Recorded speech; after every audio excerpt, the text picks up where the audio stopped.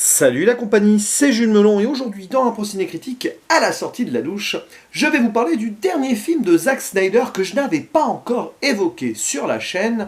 Tout ceci pour conclure ma rétrospective sur le monsieur en vue du live organisé par Nico Ciné sur sa chaîne ce dimanche à partir de 16h et consacré donc au metteur en scène.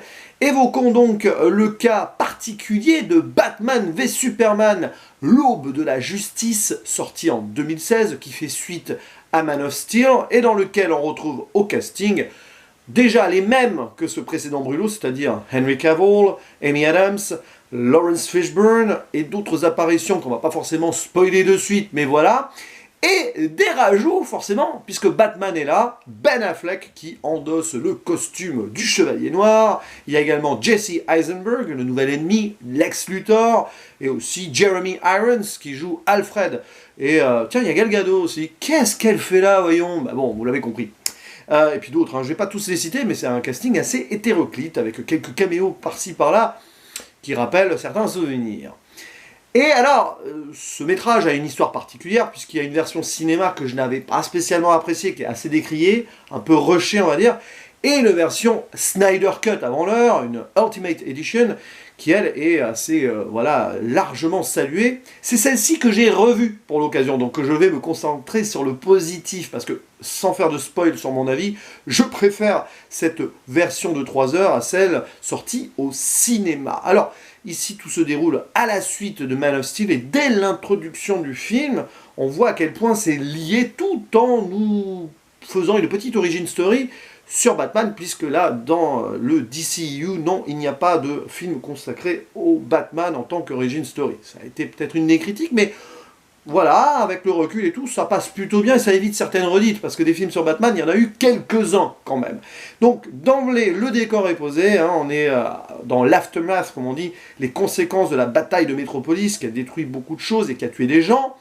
Et donc, on voit Bruce Wayne, pas encore Batman, enfin Batman, mais Bruce Wayne, qui est au milieu de l'action, hein. C'est presque un flashback où il voit des gens mourir, il peut pas sauver des gens qu'il apprécie, et il en veut beaucoup à Superman, et on va dire l'opinion publique se pose des questions sur ce dieu, cet alien sauveur qui a causé aussi beaucoup de dégâts dans son combat contre Zod. Voilà, donc questionnement, etc., doute de l'humanité, doute aussi de Superman, Clark Kent, etc., qui va se demander si, oui, il est le sauveur qu'il mérite d'être ou qu'il devrait être, etc., etc. Et comme le titre l'indique, on va avoir une grosse opposition entre Batman et Superman, qui n'ont pas les mêmes idéaux et qui ont du mal à se comprendre, avec en plus de cela des problèmes de terrorisme et tout, mais surtout ce Lex Luthor là qui semble être un petit peu, on va dire, excentrique au début, mais qui s'avère être le véritable antagoniste du film, et qui va même aller plus loin à un moment en donnant son sang et en recréant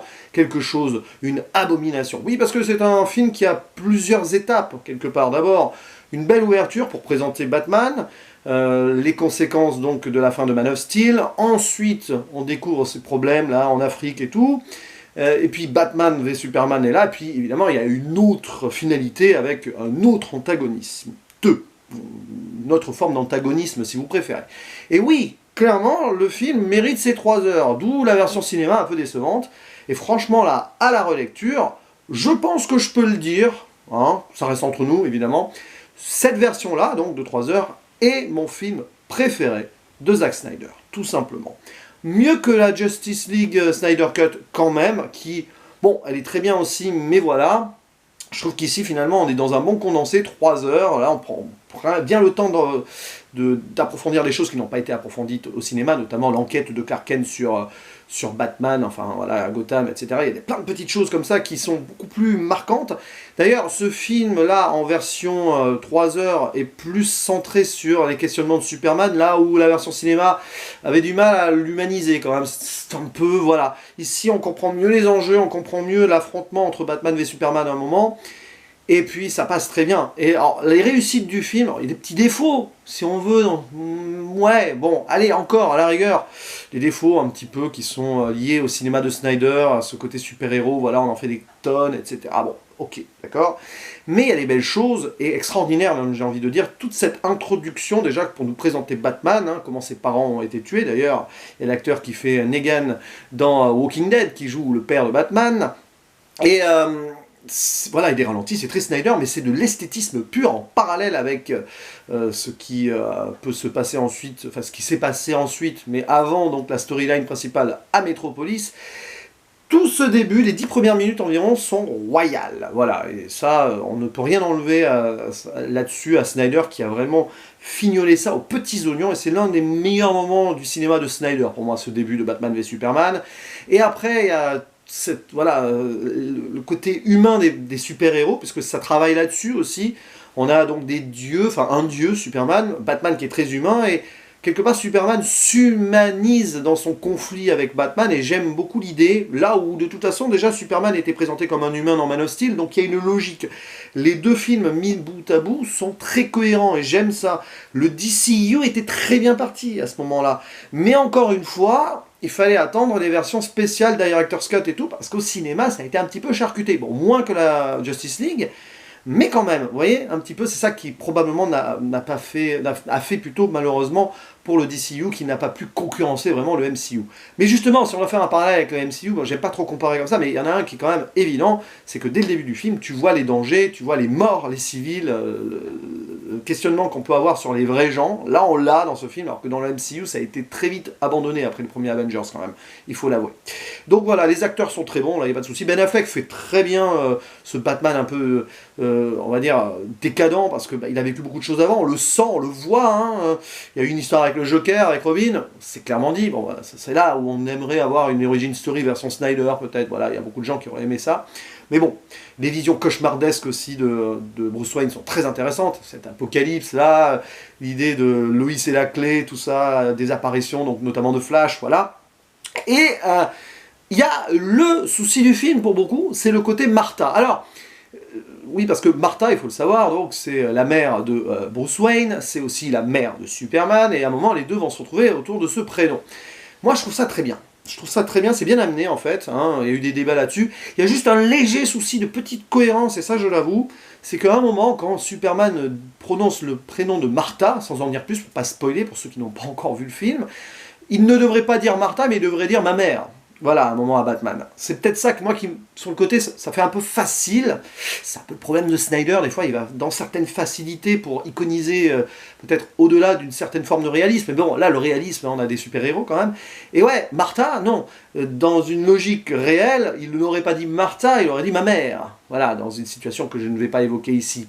C'est pour ça, c'est pas que ça sonne faux, mais c'est bizarre en fait. Parce que je ne pense pas qu'à ce moment-là, Clark Kent, enfin Superman, sache que la mère... Ah, quoique, peut-être qu'il sait... Ah, je sais pas s'il sait que la mère de Bruce Wayne s'appelle Martha, mais est-ce qu'il calcule à ce moment-là en se disant, tiens, ça va lui dire que, hé, oh, calme-toi, là, on a la même...